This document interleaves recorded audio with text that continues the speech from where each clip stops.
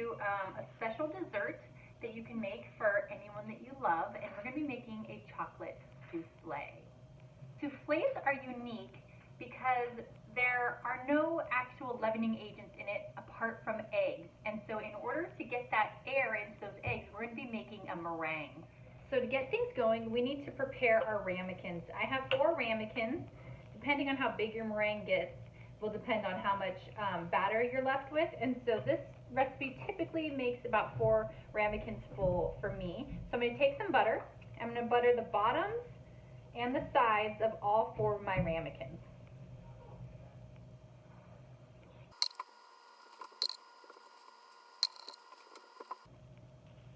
Okay, now to ensure that my souffles get as much rise as possible without sticking to the sides of my ramekins, I'm also going to coat the bottoms and sides with sugar. Now, not only will this prevent them from sticking, but it will also lend a really nice sweet crunch to the outsides of my chocolate souffles.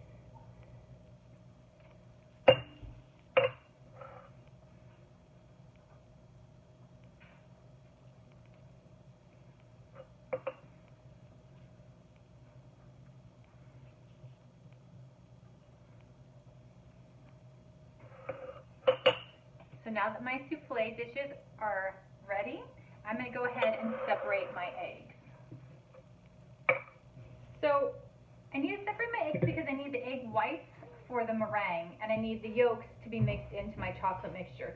Now, when you're making a meringue, it's really important that you don't have any fat in it. Otherwise, your meringue will not beat up into a nice foam. So you really need to make sure that you don't get any of that yolk mixed in. I'm using room temperature eggs. They tend to beat up a little bit higher and quicker than if you're using cold eggs. I do them one at a time. That way, in case I accidentally get a little bit of yolk in my container with my egg whites, I'm not contaminating, all of my eggs.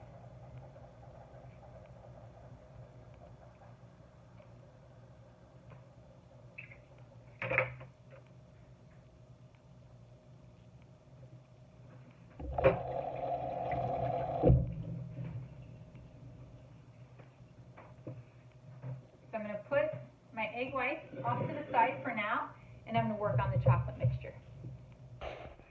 So on my stovetop, I have a double boiler.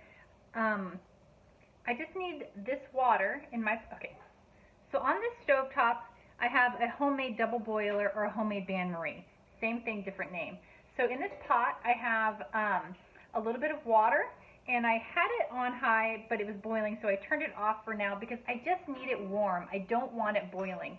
And on top of that, I'm going to put a bowl that fits it nicely.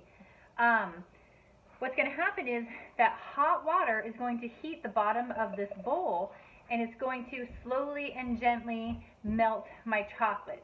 This way I don't have to worry about my chocolate burning if I were to use, say, the microwave. So, to my bowl, I'm adding 4.5 ounces of semi-sweet chocolate. If you like your chocolate a little bit sweeter, you can always use milk chocolate, but I like these souffles to be really rich and dark.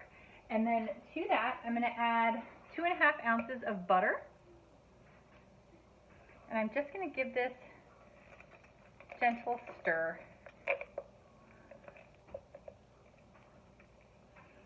You can see how hot that is because the chocolate is already starting to melt.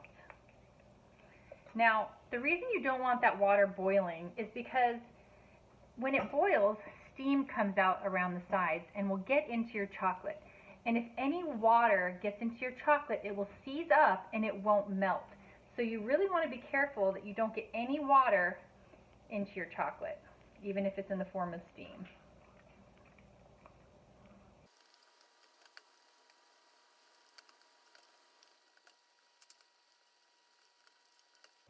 So once your chocolate is completely smooth and there's no lumps in it, you can go ahead and remove it from the heat.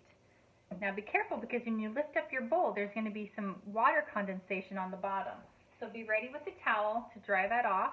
Bring it away from the steam and dry off the bottom of your bowl.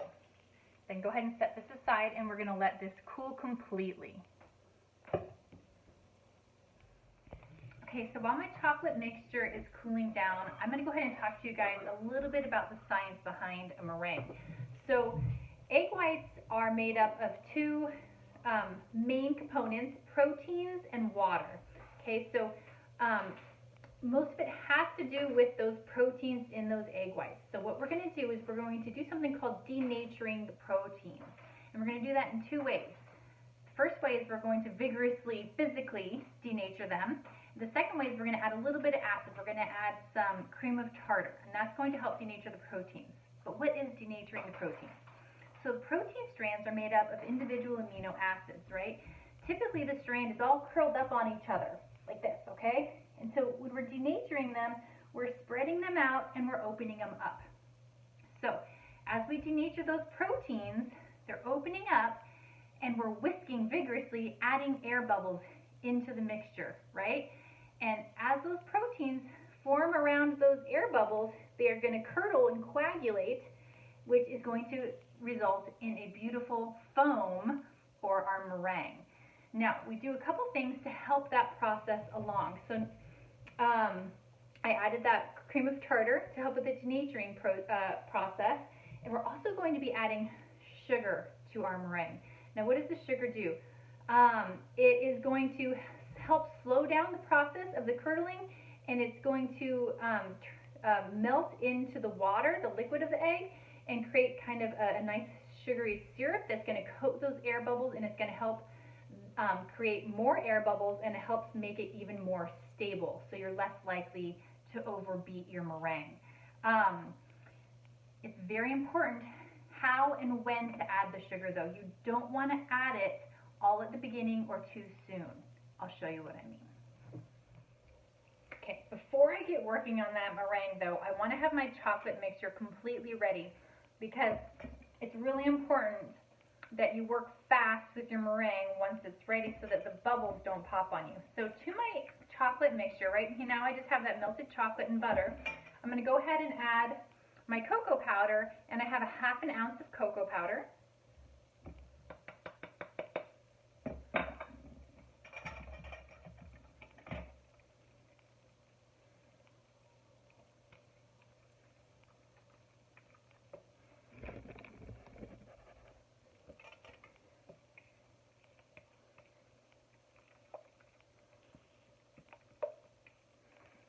To that, I'm going to add my 2 yolks.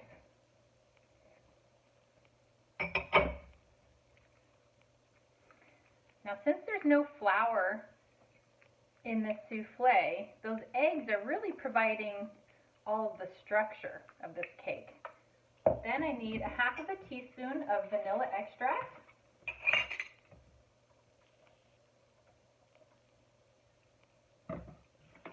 And just a pinch of salt. I'm going to give that a good stir.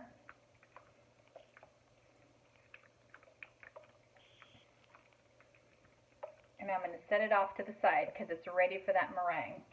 Okay, so to my KitchenAid bowl fitted with the whisk attachment, I'm going to add a ¼ teaspoon of cream of tartar. That's the acid that's going to help with the denaturation process. Now, if you don't have a stand mixer, you can always use those handheld blenders, or you could even do this by hand. It'll just take a while and it'll take some strength. So I'm going to go ahead and put this on high speed, and I'm going to let it froth up before I add any of the sugar. So I've not added any sugar at this point.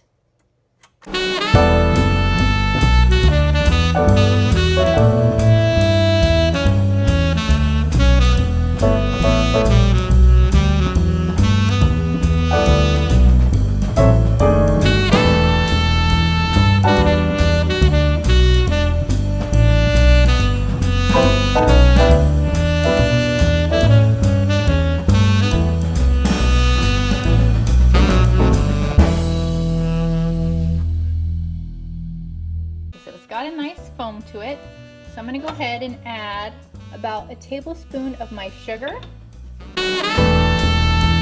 Add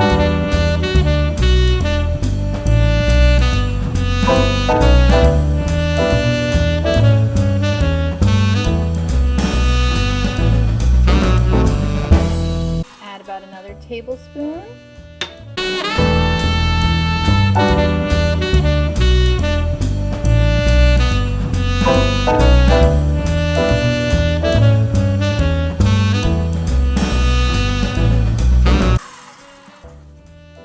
Still have about 1 tablespoon left.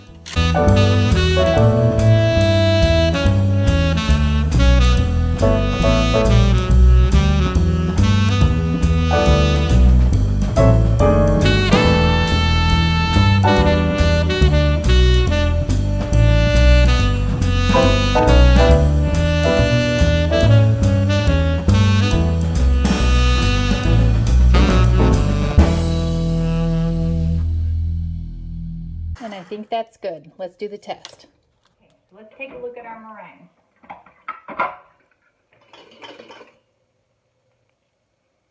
Perfect. Has stiff peaks, it holds its shape, it's nice and glossy. Definitely not overbeaten. And you can hold the whole bowl upside down and nothing comes out. Okay?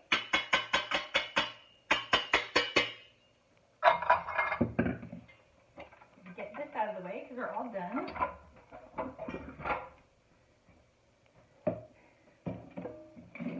Okay, now comes the part that requires technique. We are going to fold in these egg whites gently in increments into this heavy chocolate mixture because we're going to lighten it up. I do it by about thirds, so I take about a third of my meringue.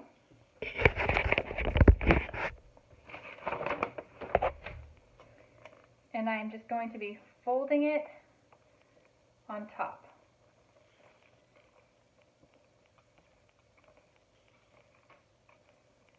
The first addition is usually the hardest, but once you get it mixed in, the goal is to not try to pop all the bubbles. So now that it's a little lighter, the rest of it will be a little bit easier to get mixed in.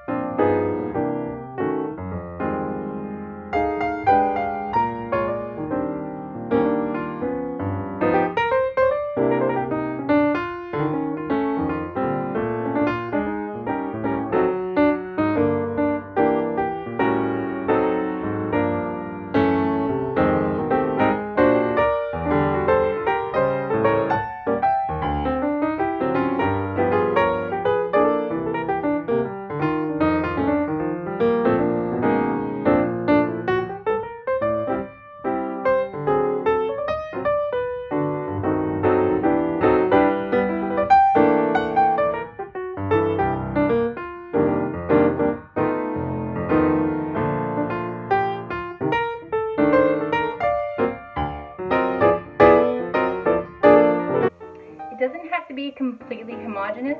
It's okay if there are some white streaks. You just don't want big pockets of white. So that is perfect. I'm going to go ahead and fill my ramekins about 3/4 of the way full.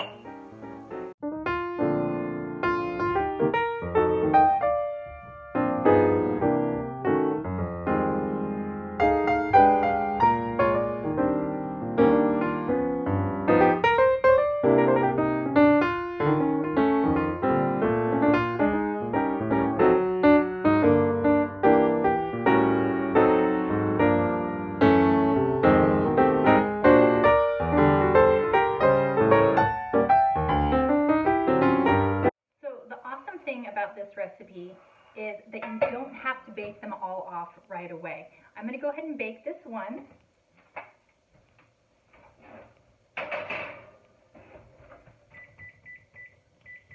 I put it in my 375-degree oven for about 12 minutes. Of course, that time is going to vary depending on how big your ramekins are.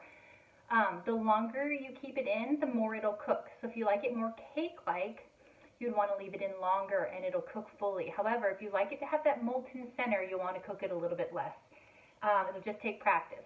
Now, for the other 3, since I'm not going to bake them off right away, I'm going to go ahead and cover them with saran wrap, and I'm going to store them in my freezer. They'll last pretty well in your freezer for about a month. Anytime you want one, get your oven up to 375, pull it out of the freezer. You can stick it directly into the oven from the freezer. And the only thing you'll have to adjust is the time. It'll take a little bit more time when it's cold from the freezer to cook through. Okay? Or you can keep them in the refrigerator and they'll last for about 4 days and they'll still rise. They won't have the same rise if you bake them off fresh, but they're still good.